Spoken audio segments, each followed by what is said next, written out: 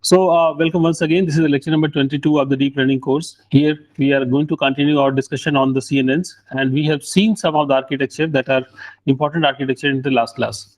At the end, we were actually we stopped before seeing the definition and discussion about the Google LeanIt, and that is also popularly called the inception model. So we are going to see the architectural detail of this particular model. So into the computer science domain, there was as I told you that there was a paper on SIFT, is scale invariant feature transform, and that was by the David Lowe in the 2004. This was a very influential paper that actually talked about that if you want to find out something that is interesting, you have to see the thing from the various different angles, well, not angles, nor various different scales. What do I mean by this? You know that if you apply a kind of filter, if the filter is 5 cross 5, so anything that is having the size lesser than 5 cross 5 would actually tend to loss. It is not going to be important. So anything that is greater than size of 5 cross 5 is actually going to appear on your image after filtered image. So what happens that when you capture something from the open domain, what happens that sometimes you take the images from the close proximity, or sometimes you take the images from the far.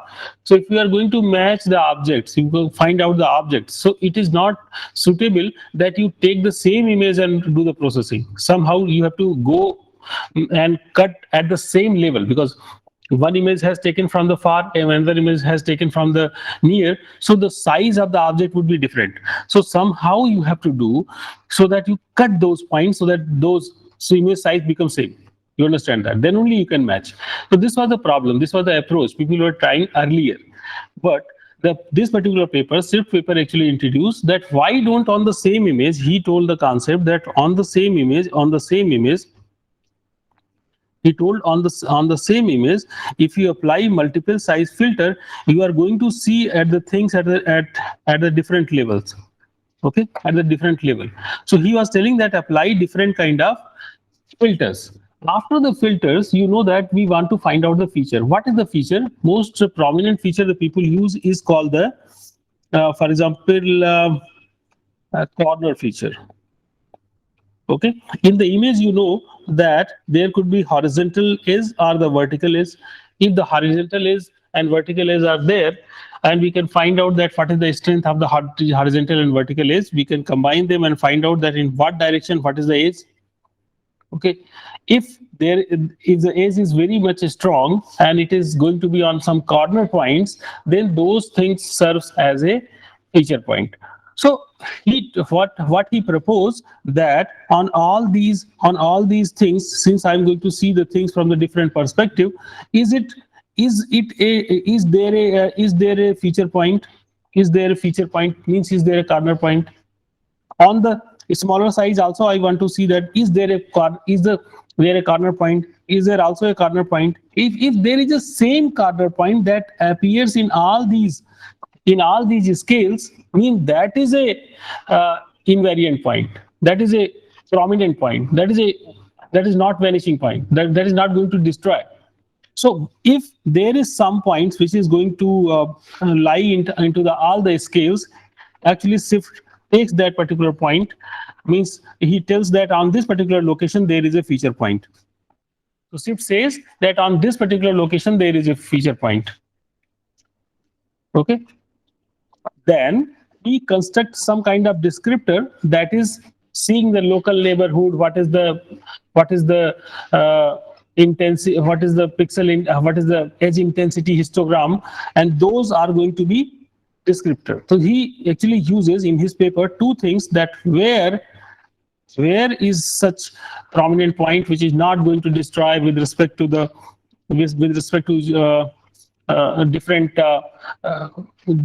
different scales, and what is their descriptor and its descriptor. Using this thing, it described a particular image. So we have at that particular time found that this particular technique becomes very influential, and it has actually solved many of the computer vision problem, because the biggest problem was this, that when there was an, if we want to find out the object and you take two images, some image object is of this size, somewhere the object is of the smaller size. This problem has been solved. All right. So when we have come up to a kind of architecture, network architecture, why don't we also include the same thing over there? Okay, same concept. How can we utilize over there? Definitely, the first architecture you have only seen. So you want to improve in that particular sense. So how you can do it? The basic idea is going to be that that you apply, for example, this. Let's assume that this is what the feature you have actually obtained at some particular level. So you would like to take the max pooling because this gives you an important thing. Then you apply a kind of feature and you get some kind of feature map out of this. Different kind of filters, you get different kind of feature, different kind of filter. For example, somewhere 3x3, somewhere 5x5, somewhere 7x7, and by this you are going to see from the different perspective. So when you are going to get all these things, you concatenate to somewhere and you say that this is the result that I'm going to get at this particular level. This particular thing, this particular idea is very interesting. Make sense? Now, when we have this kind of idea, immediately a small kind of challenge comes, that the number of computations which are actually needed to compute this particular thing actually increases a lot. So they have also introduced a concept that is called the 1x1 convolution. What is 1x1 convolution? So just focus on this particular part and see that, let's assume, or you focus on this particular part. Let's just focus something on this. You all know that if I apply 3x3 filter, so how many parameters would be there? Yeah. So we have also have to see that this particular value, okay, 3x3 cross d number of parameter would be there. Okay, if and this is going to give me one plane only. This is going to give me one plane only. So if I apply multiple such filters, m such filters, so this many number of parameter would be required. Let us just remove this particular part and focus on this one. What does 3x3 means? That if I want to show you here, so it is going to be something 3x3 area here, 3x3 back to that, everywhere 3x3 area, and I do the multiplication of this particular box and come up with a single value over here. This is our understanding. If this is 5x5, then this size would be larger. This size would be larger. Similarly, if I say that it is 1x1, what does it mean? Only single value. Only single value you are going to find out. So ultimately, what can I say? That it is just because ultimately what it becomes, there are d number of weights and they are going to be multiplied with every plane. So it is a linear combination of that particular pixel. You get a linear combination of that particular pixel. So here you get a linear combination of this particular pixel. So it somehow represents, because ultimately you want to do some computation, come up with a single value, that whether it is there is a dog or cat. So if you do these kind of computations and consolidation, it makes sense that you are going to reduce to this thing. So this much value, how much value are there? It was W cross H values were earlier multiplied by D values you had, but when you apply this filter, you come up with only W cross H value. You have reduced a lot. So who told you that you apply only one filter, you can apply multiple filters on that? Because you know that we are not sure that what is the multiplication, what is the right kind of multiplication weight vectors are there. System is going to learn about that. So why don't you apply d dash number of such filters? So from everything, just consider this particular plane as this thing. Okay. So this thing you can consider like this, that a lot of things are there, and then you apply 1x1 convolution, and then you get d dash number of things. You will be telling, sir, again I'm going to get the same amount of item. Here D items were there, for example 100 items were there, here 85 items are there, or 120 items are there. What advantage I am going to get? If you want to get the advantage, means what? You want to keep the value of D dash less than D, and significantly less. If there are, for example, 100, you want to take the 10 values only. Just think, if you do like this, then at the later point of time, the computation and the things required are going to be lesser. So this is what the idea is. To reduce the computations, what they do, that they create D1 number of, here D1 is like D1. So from this particular thing, you get another thing which is actually having less number of values, and that's why the processing is fast. Make sense? So till now I have told you two things: one cross one convolution and seeing the things at the multiple scales. But there is a specific, actually, when they have proposed, they have specifically proposed that you should do into this particular way. Okay, and that particular how to do that is actually specified something called a block, and this block is called inception block. It has a name. It is called the inception block. So let me give you the details right now, and this you have to memorize that this is how they are doing. All right, so something you have on this, you want to see the something at a different scales. So 3 cross 3 convolution, 5 cross 5 convolution, 3 cross 3 max pooling, you have to apply like that. Okay, different sizing. Somewhere 3 cross 3, somewhere 1 cross 1 convolution, somewhere 3 cross 3, somewhere 5 cross 5, 3 cross 3. These things you are going to apply. It is specified that here 1 cross 1 convolution is there, then 1 cross 1 convolution is there is 1 cross 1 convolution which is then applied 3 cross 3 convolution, 1 cross 1 convolution, and then you apply 5 cross 5 convolution on that, 3 cross 3 max pooling, and then you apply 1 cross 1 convolution. Again, the max pooling, you know, that does not have any kind of parameters, so the parameter would be here. Okay, so can I write like this? I say that let's assume that how many 1 cross 1 convolution, a number of, I don't know, let me say the ABCD. How many 3 cross 3? Now, how many here? B number of, C number of, D number of, E number of, and F number of. Okay, ABCD, EF. These are the values. These many number of things I'm going to put. I can change it. I say that one here instead is at the place of a 5 1 class 1 convolution, then this is a 2 convolution, then there are 5 convolutions. I can apply, I can change these numbers. And when I change these numbers, after that, everything is concatenated.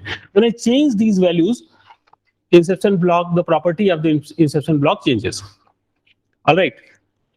So this is what it is. So overall, our network architecture is like this. And it contains somewhere there are some inception blocks.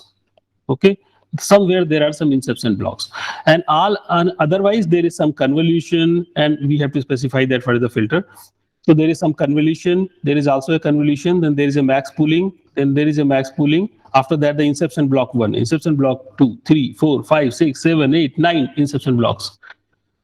They are written as a 3A, 3B, because at the third level they are 3A and B, then 4A, B, C, D, E, then 5A and 5B. They have a name. All right. And when they have a name, what is their structure? Means you know that this means this. This means what? This. So we have to specify that what is the value here, what is the value here, what is value here, what is value here, what is value here, what is value over here. So I have just written this just for the sake of our understanding. It is written like this. Okay. So what does it mean? Let me tell you. Let's assume let's only focus on any one of them. So what does it mean that 4C? I'm talking about 4C. I'm talking about this one. What is the architecture over here? 512 into 14 cross 14 is the input size. This is the input size to this particular thing. And 128 1 cross 1. This is 128 1 cross 1 are applied. Okay. Then 128 1 cross 1 here also applied. Then 256 of 3 cross 3 are applied. Then 24 1 cross 1 and 64 5 cross 5 and 64 1 cross 1 convolutions are applied. So I have just written just to save the space. Do you understand this thing? What does it mean? This value specifies that this architecture have these many number of layers. So it is becoming complex. So forget about this. There no complexity would come after this. So everybody understand that if you want to find out what is there, for example, let me just give an example. What is there? So same architecture would be there. It is 5B. 5B, it is 384, 384. Then 192, this is the line, okay, last one. then 384 and 48, 124, 128. You may be asking, sir, how come these number came? Please don't ask.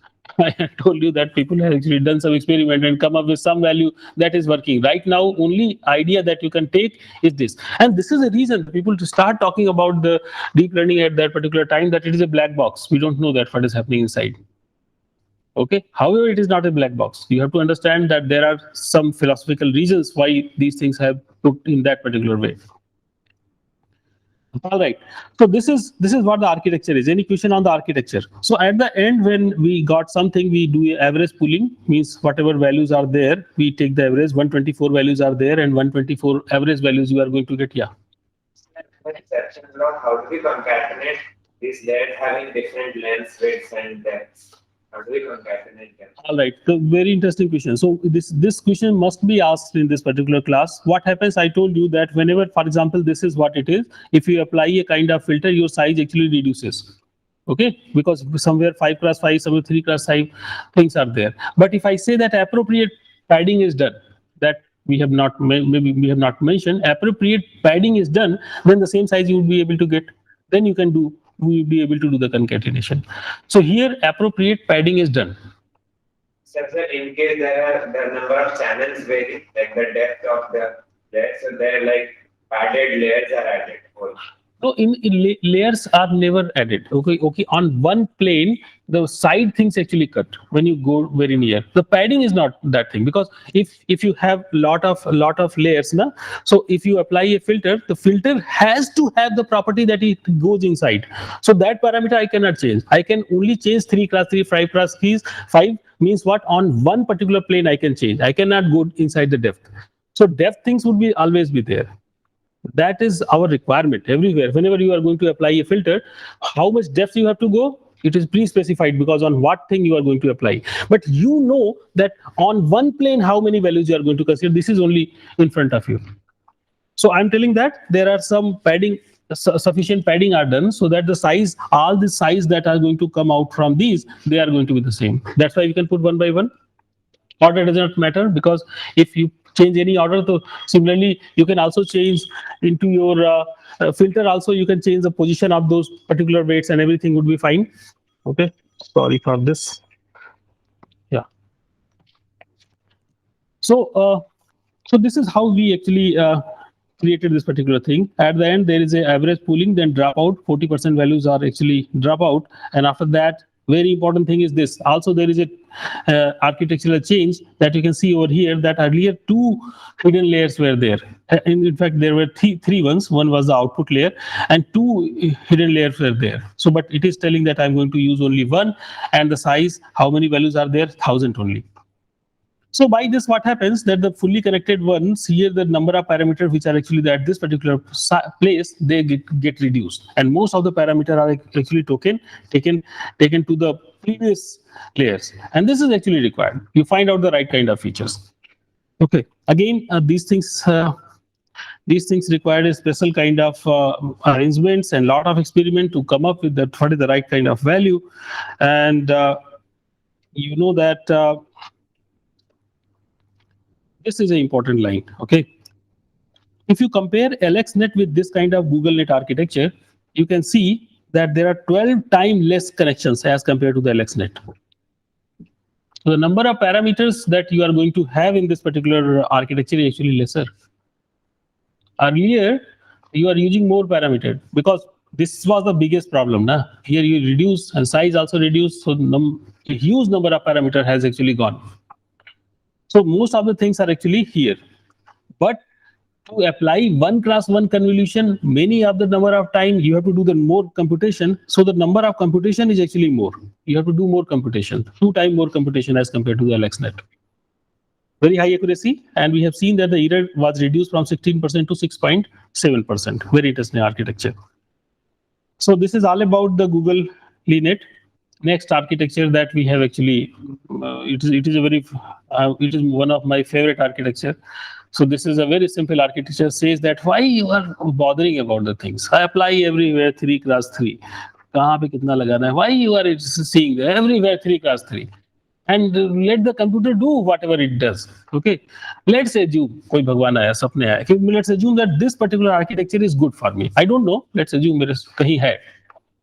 So if you do a wrong thing, means if you add more layers, these many layers are more added, so they are not going to be harm you, because if the system is very good into the learning that we claim, that we need not to tell, automatically the system would come up with the right kind of parameter, then what would happen? These values become one. Whatever is input over here, the system would give me the same output as this particular location. It would learn the identity mapping, what we technically call it identity mapping. Whatever is the output as this particular layer, same thing would appear over here. So it is identity mapping. One value, all they are not doing anything. They are actually not participating into the computation. They would be giving one. So the same, this architecture, actually, I don't know that what is this architecture now, because we are hunting for this. My answer is come up with this architecture, and this architecture coming very simple. You say that you are sitting somewhere, say, well, apply 1500 layers. Go and solve this particular problem. Okay, he said that apply enough number of things. All right. So very interesting architecture. It is telling that don't take any pain. Everything would be done by the computer. A good idea. Because on the philosophical level, try to understand. On this thing that I'm going to tell you, it is on the philosophical level that this should happen, and you also agree. But the point is, when you start applying this onto the real system, you find out some problem. It is not working. Then you have two ways to say, go ahead. Either you say that I was thinking wrong, or you say that, okay, looks like that I have to do something to make it work. Okay, and the first option is not your option, because you know that it should work. Okay, so what to do? Okay, so this was a basic idea, very important idea. So I just want to mention that everywhere, whenever I'm going to present something, at the bottom you can find out the reference of this particular paper. This appeared in 2016. You can see that 5 years back. And I think I have made this slide 2-3 years back, and at that time it was 32,871 citations, but right now it must have been 8,000 and more. Okay, so very quickly they get a lot of references, okay, citations. All right, so this was the idea. So they started training in their system. So when they started their system with the 20 layers architecture, where there was a problem of the Cypher 10, you know that there are 10 categories of the images, car, bus, and like that. And they want to tell that what is this category is. Cypher 10 is a database, popular database. Cypher 10 and Cypher 100, most of the time people use. So 20 layer they have used and trained. So this was the error. Then they increased to 32 layer. This was the error. I think these values are very near. Okay, 32, this was the error. 44 layer, this was the error. 56 layer, this was the error. Arey bhai, it should come down, na? What I was expecting, when I'm increasing the number of layers, it should come below. This is the experimental result that whatever I was thinking is not working. This graph shows that whatever I was thinking is not working. These, when I increase this thing, it should come here. This value should come here. This may have come here. Whatever, but at least should come. It was not coming. What was the reason? The reason is very, very simple. Okay, but finding out this reason is actually difficult. What happens that, let me go back. I told you that this value should be 1. What if I say that this value is 0.99? Whether this value would work? Would this work? No. 0.999, will this work? No. 0.8, no way. So whenever you are going to apply something, and we are assuming that this is the best one. Okay, here we are assuming this is the best one. So any other value which you put over at this particular place is not going to work. Earlier, how we were actually finding out the parameter? Was were we guessing any parameter? No. We were using a kind of complex convex optimization problem where we had some, if I have a weight, I find out that what is the derivative and I go into that particular direction. But here, is there any weight existing? Gradient existing? I want 1. I don't have anything to say that what is happening nearby. All right, this is a problem. What is going to happen nearby? I don't know. So then this is also a very clever technique. Most of the time, for example, if I say that summation of A and B is equal to 10, I want something that summation of A and B should be 10, and I expect that if the value of A is 1, then the value of B is 1, then the value of A need to be 9. But if I say that ultimately I want the summation to be 10, so any value would be fine. Nah? I can say then I can 1 point, if it is 1.2, then it is 8.8. Anything could be possible. Then if I take the constant part, for example, just see that what should be the value at this particular place, what should be the value of output at this particular place. I don't know, but let's assume the value is 5 that I wanted at this particular place. So if I add a constant also, for example, 1 plus a x, if I add one value also, the output, and this is we assume that it is a constant, so ultimately we are going to come up with the same kind of constant value. Okay, whatever value you wanted to get at this particular place, if I add a constant to that, it is not going to make any problem, because target is again, earlier also it was constant, now also it is constant. So if we add something to our previous value, if I add something to our previous value, something, and we want to find out the optimal value, the system would automatically reduce this value, because of if the value that works is 5. Once again, let me tell you. Let's assume that the value that works is 5. But if I add in all these output, I add 3. By myself, I have added 3. So the system would come up with a parameter such that the summation is going to be 5, and the output that he was going to provide me would be 2. Are you able to see that?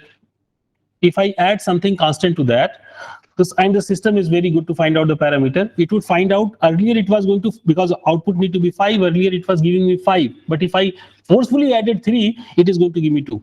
But this optimizes. Make sense? Make sense? Using this kind of concept, I can say that since I want this output as a 1, why don't I add this thing to, why don't I add this thing to over here? So whatever output is here, if I add to this particular place, what would happen? That from here output 1 is going to come, identity is going to come, and from here the value is going to come. This value would now be adjusted in such a way so that the summation becomes the optimal value. Make sense? All right, what I wanted to tell again, one last time, that the value earlier which need to be fed, let's assume, is 5. I have told that use this value also 1 plus something, and I'm going to use your value into here, and then I'm going to supply over here. So the value that is going to come over here is not going to be the same. It is going to be adjusted in such a way so that this summation becomes 5. And now I'm okay. Whatever value comes over from this particular thing, things would be adjusted in such a way, because now nearby things works, because this particular network knows that how to come up with the nearby things. It is not, these value need not be fixed, so it can find out the right parameter. This was the contribution of this particular paper. Whatever idea I told you was not a contribution. This was a contribution, that how they made it work.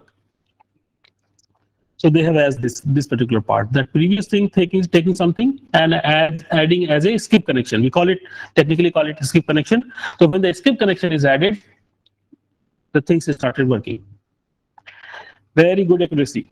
So 152 layers deep neural network. And again, it is a big problem, because now I'm telling that give everything to a computer. So 152 layer deep neural network was found to be better than the humans. We have seen that the error rate drops to the 3.6% on the image classification problem. And into this challenge, there was other database also. COCO database is also there with the similar kind of problem. So it was applied to the two different kind of problem. One was a detection, ImageNet detection. So it was 16% better than the second one. So because you know that when multiple things are participating, you are at the top, but who is on the second one? How much better you are? So it was 16% better with the second best system. So with the second best system, it was 16% better. And the localization task, when you say that there is a dog, where is a dog in the image? Localization task, it was 27% better as compared to the second one. On the COCO database, that is a different database, it was 11% better on the detection task, and it was 12% better on the segmentation task. Very interesting architecture. And need not to say that this particular ResNet was winner of the ImageNet classification challenge in 2015. Okay, good idea. Any questions? So I suggest you that at least once you go and visit these papers, okay, at least one try to download this paper and try to see that what they are saying. Okay, I am telling you with the details, so try to, you would also be able to see that how people write, that how good they are. So since it is a application kind of paper, they also specify that training takes use time, and that's why ResNet, anybody want to use it, ResNet, he use the pre-trained weight only. Trying to train by yourself is actually not going to be feasible in most of the cases. They have applied batch normalization, Xavier initialization, SGD and momentum, use the small learning rate, mini batch size with kept 256, weight decay, no dropout. So these are some other properties. Now I have a question. So if you had this architecture, what would you do next? What would you do next? I have given a good architecture. Now what will you do?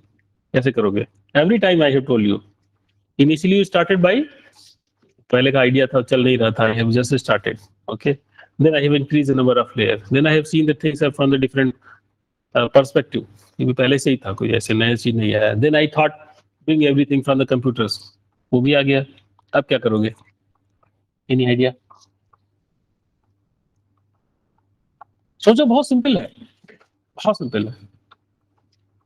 और ये मैं diagram दिखाता हूँ तुम्हें. हाँ, सोचो जरा इसमें क्या करोगे इसको अच्छा करने के लिए. अब अगला क्या करोगे?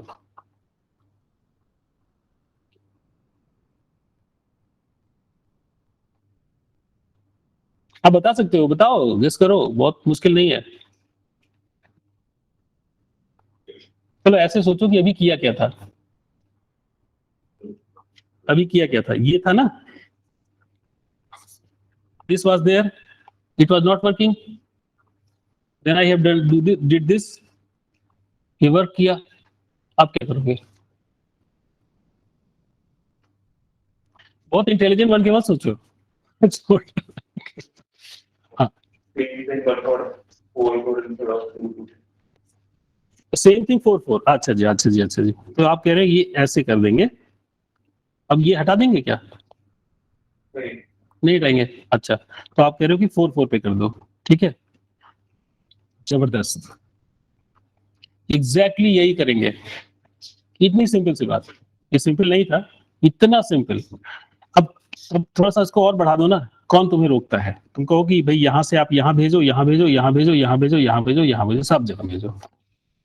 और ये एक एक लेयर पे लेना थोड़ा सा मजेदार नहीं है.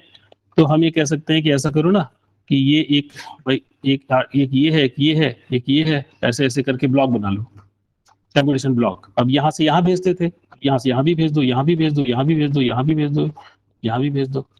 ये कर दो. ये है नेक्स्ट आर्किटेक्चर. ये है नेक्स्ट आर्किटेक्चर. और इसकी एक रेसी इससे ज्यादा है. ओके, इसे कहते हैं डेंस नेट. इट केम इन 2017. जबरदस्त architecture. Okay, best paper award मिला है इसको CVPR में. जहां लोगों को एक पेपर पब्लिश करने में प्रॉब्लम होती है, वहां का बेस्ट पेपर अवार्ड इसको मिला. इसके रेफरेंस को मैंने लिखा नहीं है अभी आज तक. 15-16 हजार मुझे just search on Google find out this. बहुत जबरदस्त है ना, बहुत ही जबरदस्त तरीके से किया इन्होंने. तो ResNet के, and once again the idea is that you are going to connect each layer to every other layer into the feed forward fashion. एक आइडिया देख लिया हमने. ResNet का आइडिया क्या है कि यहाँ if you are having some blocks and then blocks are connected to every other things. Blocks are connected to every other things. It alleviate the vanishing gradient problem. से vanishing gradient problem दूर होता है. Strengthen the future feature propagation. So feature propagation इसमें आसानी से होता है क्योंकि सारे फीचर्स यहाँ पे अवेलेबल हैं. अभी आपको इस पे डिसीजन लेना है तो आप इस पे ले सकते हो. सोचो क्या होता क्या है कि इफ अल्टीमेटली होएगा क्या कि when you are, for example, let's assume that you have an image. ये तो image इससे feed होगी ना. So after that you are applying some something and you are going to get some feature. Here after that you are again applying something, you are going to get something. You are going to append this complete part to over here. Next thing, because what does it mean that I am going to send over here? You are appending everything, sending over there, na? So here again I am going to apply a CNN and I am going to get some output based on this. But this complete thing I am going to get, let me write 1, 2, 3, 4 here. So let me say that 1, it was 1. So it was 2. So with the 2 and with the 3, actually output that I am going to get is going to be 3. Okay. From this, the output that I am going to get 3, but 2 and 1 are coming from here. 2 and 1. This becomes over here. Next layer. Again you apply. You get 4. Something like 4. And here 3, 2 and 1 are again there. At the end, जरा सोचो क्या होने वाला है.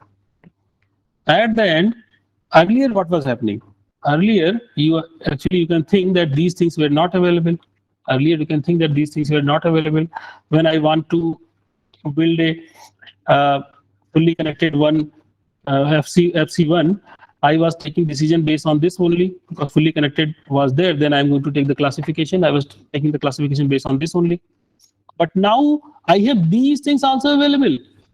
I don't know how much they are going to give me help, but definitely they are representing the image. Maybe they can give something. Okay. So by having this, by yourself, you can think that definitely it is going to help only. It is not going to harm you because you can think that let's assume the weights are 0. If they are going to harm you, you can again using same kind of logic. You can think that the weights would be 0. They are not going to utilize them. You would be only utilizing them if you are going to get any kind of advantage out of that. So that is an interesting idea. It's an interesting idea, having all these things. So this is the architecture. And again, you know that if I do like this, I would be killed with a lot of computation. So the idea is again that whenever there is a dense block, so generally what happens that whenever you have an image, for example, you want to do a classification or anything, you you apply some convolution to find out some feature. Then you apply the dense blocks, which are they are connected. After that, you say again you apply a convolution, and this could be 1x1 convolution kind of thing, multiple 1x1 convolution. So whatever output you are going to get, you can reduce size. You then again apply the pooling again finding out the right kind of features, means prominent features, and then you again apply a dense block. Again apply convolution, again pooling, again dense block pooling. So you can do whatever number of time it is required. At the end, you apply the classification head and get the classification. Make sense? However, we have seen that the accuracy of these models are very high. This graph is important. Okay, this graph we should see from the paper that says that if you compare ResNet and DenseNet, so this is the number of parameter. This is the number of parameter. So if you increase the number of parameters, your error rate is going to reduce. Okay, because DenseNet, who is telling that on the ResNet you are going to apply 152 layers? You can apply 50 layers also. If you apply 50 layer, number of parameter would be lesser. So this graph actually says, very important graph, very difficult to obtain, that even getting this particular point, you have to run experiment for very long. Okay, so this says that 10 to the power 5, 1 into 10 to the power 5 number of parameter I have used, then accuracy was this. Then 2 into 1.5 to 10 to the power 5, this much accuracy was there. So on the ResNet, you are going to achieve the accuracy like this. On the DenseNet, your accuracy is going to be this. So everywhere with the, if I want to say that, okay. If I say that on this many number of parameter, who is better? DenseNet. On this number of parameter, who is better? DenseNet. But let's assume that I wanted to find out this much number of error rate, this much good system. Okay, so I can see into this particular direction. I can see that the number of parameter requirement for the ResNet is this, and number of parameter requirement for DenseNet is this. So 3 times more parameters. He's telling that here we can see that if we want to increase the things very large, then the 3 times fewer number of parameters are actually needed by the DenseNet. Make sense? Why it is happening? Because it is doing the feature concatenation and everywhere one class one pooling. Those things he have also used. Yeah. Let me say that this DenseNet is better than ResNet for these parameters. It's for a specific data set, right? Because you cannot make a generalized statement. Oh, hold on. Actually, these architecture are not specific. They have a general capability. As you see that they are not designed only for the Cypher 10. So they are actually, I have actually done the typing mistake also. So this particular technique was actually measured on the different databases, Cypher 10, Cypher 100, ImageNet, and other databases also. The same technique has been utilized. So they can make general statement. And also there is nothing specific. I'm telling everywhere use 3 cross 3. So what does it mean? If something different is coming, I'm not going to change that. Make sense? Yeah. Any more questions? This was the last slide. Thank you very much.